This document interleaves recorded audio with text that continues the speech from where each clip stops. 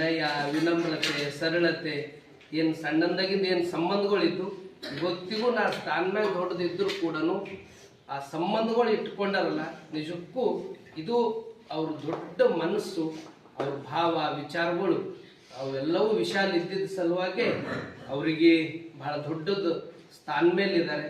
ಒಂದು ಸಾರಿ ಇಲ್ಲಿ ಗದಗಿನ ಜಗತ್ತುಗಳೇ ಹೇಳಿದ್ರು, ಚನ್ನಬಸವ ಪಟ್ಟದೇವ್ರ ಬಗ್ಗೆ ಚಲೋ ಮಾತಾಡೋರು ಅಂದ್ರೆ ಇಂಗ್ಲೀಷ್ದಾಗ MA ಮುಗಿಸಿದವ್ರು. ಭಾಳ ಒಂದು ಮಾತಿನ ಗತ್ ಅಂತಿದ್ರು.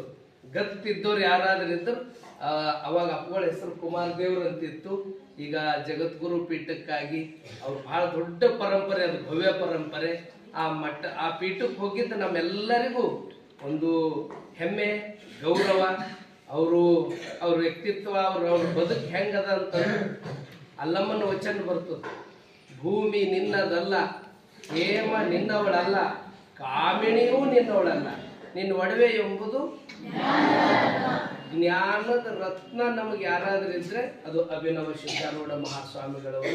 ಅಂತ ಪೂಜ್ಯರಿಗೆ ಈಗ ಗೌರವವನ್ನ ನಮ್ಮ ಪೂಜ್ಯ ನಿರಂಜನ್ ಮಹಾಸ್ವಾಮಿಗಳವರು ಇಲ್ಲಿ ಸಲ್ಲಿಸ್ತಾ ಇದ್ದಾರೆ.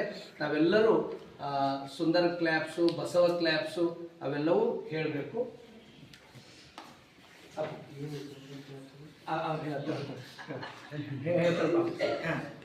ಇವತ್ತು ಗದಗಪ್ಪರ್ ಹುಟ್ಟುಹಬ್ಬ, ಜಯಂತಿ. ಹೌದ್ರಿ, ಅದು ಕರೆಕ್ಟ್. ಜೋರಾಗಿ ಸುಂದರ್ ಕ್ಲಾಪ್ಸ್ ಗೋ.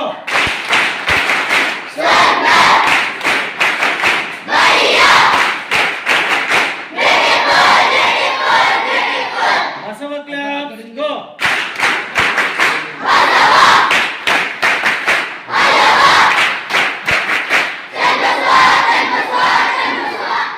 ಸುಂದರ್ ಕ್ಲಾಪ್ಸ್ ಗೋ.